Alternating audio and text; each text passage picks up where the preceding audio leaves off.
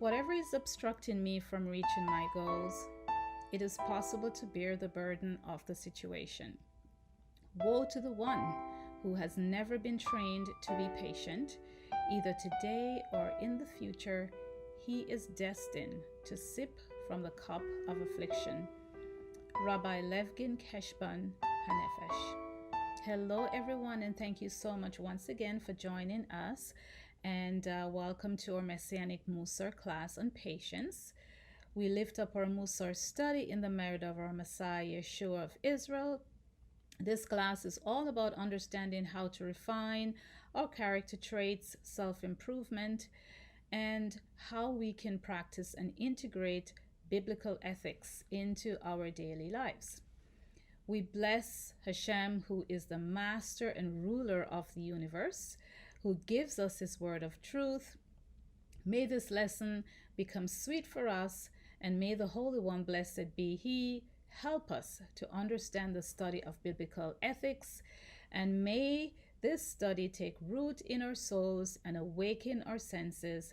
Blessed are you, O Lord our God, King and ruler of the universe, who gives us the ability to learn and grow. We have now completed our short series on gratitude. We were only barely scratching the surface though. But anyhow, I pray that Hashem should remind us to always operate in the spirit of gratitude and to see the good in everything in this world, good or not so good, since it's Hashem that rule and reign over us. So today, once again, we are moving forward with our study on patience. And as usual, I like to check different sources on to give a bigger, perspective on the meaning of different words, just to bring richness to what we're talking about. And so I did looked into 3 different dictionaries. The first one is the Oxford Dictionary. According to the Oxford Dictionary, it says that patience is the ability to stay calm and accept a delay or something annoying without complaining. The second one is Cambridge. It says that the patience is the quality of being able to stay calm and not get angry, especially when something takes a long time. In Wikipedia, it says patience is the ability to endure difficult circumstances. Patience may involve preservance in the face of delay, tolerance of provocation without responding with disrespect or anger, forbearance when under strain, especially when faced with long-term difficulties, or being able to wait for a long time without getting irritated or bored. Now let's look at the Hebrew definition of the word patience. And the Hebrew word for patient is savlanot, and it literally means to bear or to suffer something. What does this mean? Well, according to all 3 definitions found in the dictionary, they all have a common theme of staying calm in a difficult situation and not getting angry or frustrated in the face of denial or an interruption. The Hebrew definition, however, indicates to us the prehistoric biblical meaning of the word as it is understood in the Bible. The word savlanot speaks to the emotional turbulence one experiences when being patient. Savlanot comes from the word savel, which means pain, suffering, agony, and so on. In the English definition, this lingual connotation is missing, or at best ambiguous. It talks about staying calm and not getting angry, but in the Hebrew, it conveys the agonizing emotion that one oftentimes is required to endure while being patient.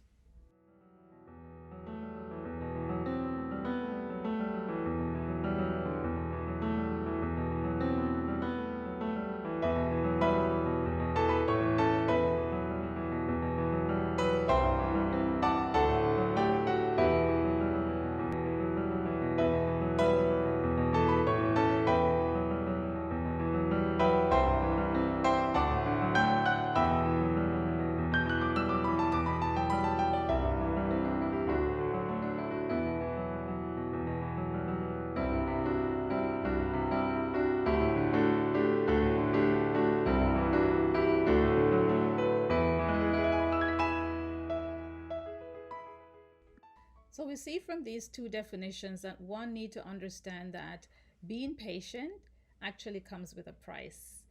And so, from my estimation, impatience is a byproduct of the inability to bear suffering, agony, and pain. Thus, when one is lacking patience, the negative trait will take over, which is anger, vulgarity, rudeness, impoliteness, and so on. Most of the time, when one talks about patience, you will often hear that patience is a virtue. The dictionary meaning of the word virtue is the quality of being morally good. You will see patience is a very important character trait, and we need to strengthen this particular character trait in order to have a happy life, really. We should also be purposeful in mastering and exude control over our negative emotions and develop self control over our lives. Impatience comes when we are unable to exude power over our emotions, feelings, and thoughts. Waiting can be painful at times, but when we develop the power to control self, we will also develop and strengthen this particular character trait and become good, morally balanced human being. When do we need to exercise patience? We see in the Holy Torah, this is one of the third attributes of God, and this is in Exodus 34. According to Alan Marinis, no matter how you may conceive God, there is no doubt that this ultimate source of life is endowed with patience, especially when compared to us.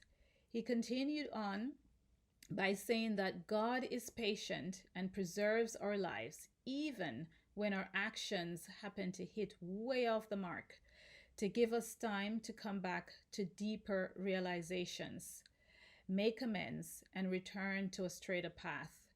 From this, he says, man should learn to what extent he too should be patient and bear the yoke of his fellow neighbor. Since God is patient, then we who are encouraged to guide our lives by walking in his ways should also be patient. The biblical character most known for patience is Job. I'm sure you all have read or heard this story, and I will not go too deep into it at all this time because, maybe some other time we could definitely do a study on Job. I think that would be really interesting. Job's entire world collapsed. He lost his family, property, and health. His nagging wife urged him to curse God and die. In response to his wife's bitter outlook, Job first rebukes her. You are talking like a foolish woman, he says. This is in Job 2 and verse 10. He then asks, shall we accept good from God and not trouble? In all this, Job did not sin in what he said. Job's response was a godly answer to the pain he was facing. In Isaiah 45 and verse 7, it says, I form the light and create darkness. I bring prosperity and create disaster. I, the Lord, do all these things. Job was clueless about the reason for his troubles. He didn't know that Satan had challenged his integrity in the courts of heaven. Job's response to his sufferings stand as a memorial to his patient trust in God. Though he slay me, yet I will trust him, he says. Here we see that Job recognized that it is Hashem who allowed this to happen to him. Patience in the sense of trusting in God and letting things take their course is one of the core teachings of the Bible.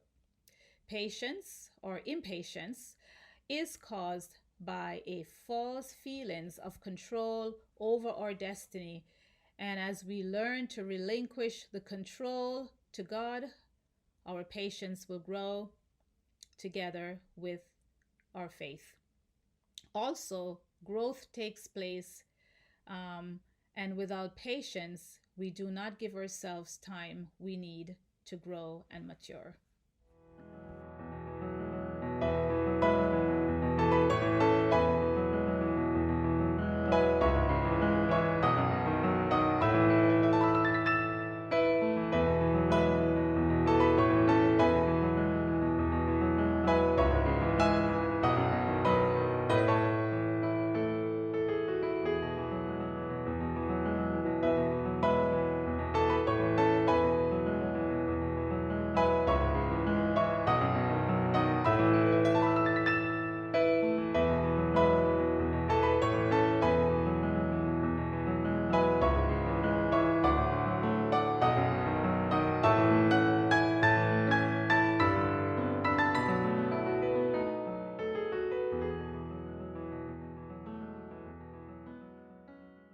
So now we'll talk about suffering impatience. Suffering impatience. Savlanot, which is the Hebrew definition of patience, according again to Alan Marinis, where we get into trouble with impatience is in our reactivity. The problem confronting you may be entirely real. You're late. You need something now. There might be consequences. But whatever the problem, no matter how great or small, it is one thing to face those life issues just as they are, but it's quite another to slop grief, worry, regret, impatience, and other such mental condiments all over the situation. He continues by saying that reactions like these only increase our burden by adding a whole extra dimension of inner suffering and often hurtful behavior to an already difficult experience. If you can accept and really contemplate the whole concept of suffering impatience, as in the Hebrew meaning savlanot, and if you can begin to understand that maybe God is trying to A, get your attention, B, trying to teach you something, C, testing you, or D, trying to protect you from something, when you're able to find inner peace when there aren't going when things aren't going your way, you've achieved the gift of patience. And I will repeat that. When you are able to find inner peace when things are not going your way, you have achieved the gift of patience. I found this beautiful poem, and this poem is written by Ricardo Icolo, and I will read it for you. It has so many nuggets in there on patience, and talks about the struggle of exercising patience, and it was just beautifully done. So here we go. It says, patience does not subscribe to hurry. Patience will never give in to worry. Patience believes in slow and steady. Patience will tarry until you are ready. Patience is the sister of perseverance. Patience is the brother of forbearance. Patience is different from ignorance. Patience is an act of endurance. Patience may appear difficult at first. Patience will make you smile at last. Patience will never complain. Patience will take time to explain. Patience will always remain calm. Patience has all your desires in its palm. Patience can spend your years in the sun. Patience can cook a stone until it's done. Patience is the first, second, third, and fourth leg in the relay. Patience will always triumph over false accusation and delay. Patience is a quality you should desire. Patience is a virtue we all require. Baruch Hashem.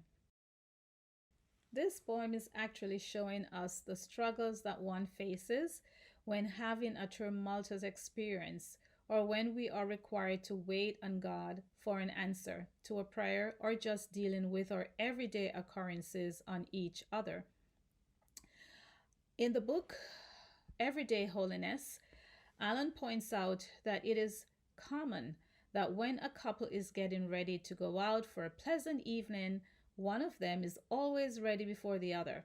And it is the same one who is always ready and is waiting at the door, while the other one has to make just one more phone call or change a shoe or a tie or a dress one last time.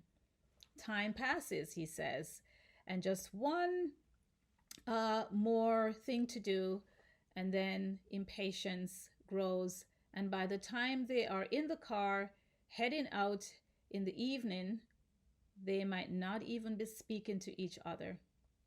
The tendency, he continues, is that the one who is always ready first to become righteous and blame the other for bad behavior. While it is not a good thing to waste others' time and to be late at all times, the impatient person tends to be blinded to the fact that he or she has the personal freedom to choose to call upon the power of patience in that moment in order to bear the situation without smoldering and then igniting the situation. So we know that this late person is so clearly at fault, but instead of giving into the trigger of impatience, and instead of allowing our energy and attention to create a negative vibe in an already tense mood, Alan confers that at this moment we can make the choice as to whether we want to buckle or call on the power of patience to help us to bear the burden of the situation. Remember, patience is one of the 13 attributes of Hashem, and God has covered us consistently with his loving kindness and his patience. So when we are able to display great patience towards each other, this serves as a great refinement to our character. This is not an easy thing to do, but it is definitely possible and definitely can be attained if you so choose.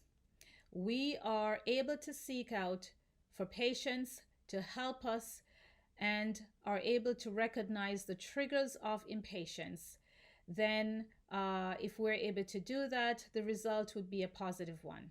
Instead of not speaking to each other in the car, we would then be able to enjoy the ride with each other in the car in anticipation of a great evening out.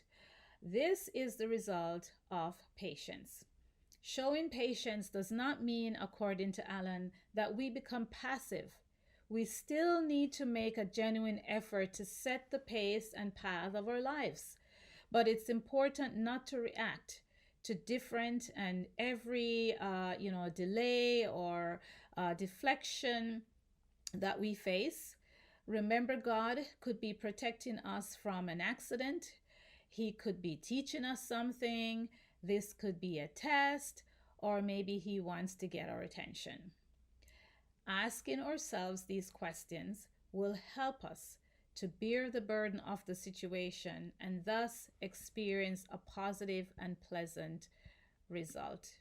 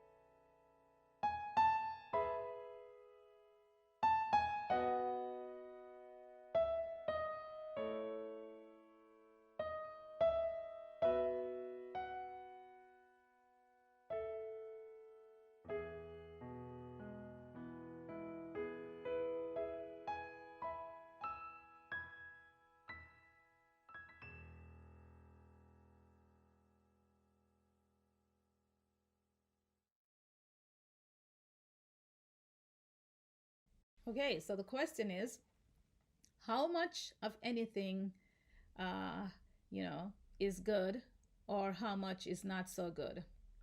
Too much of anything is no good.